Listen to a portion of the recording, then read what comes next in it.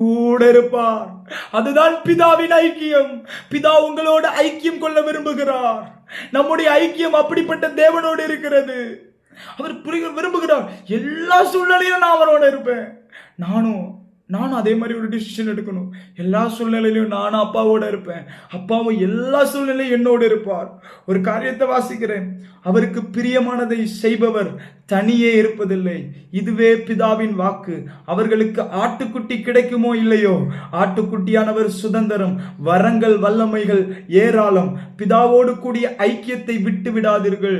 அப்போ பிதாவோடு ஒரு ஐக்கியத்தை நம்ம வைத்துக் கொள்ளணும். தினமும் அவரிடத்துல ஃப்ரெண்ட்லியா பேசுங்க.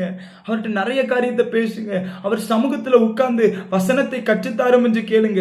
அவர் ஆவியானவரை கொண்டு நிறைய காரியத்தை நமக்கு சொல்லிக் கொடுப்பார். இயேசுவை குமாரனையே நமக்காக கொடுத்தார் அல்லவா? நாமும் இயேசுவை போல நாமளும் பிதாவாகிய தேவனுக்கு ஒரு குமாரனாய் ஒரு குமாரத்தியாய்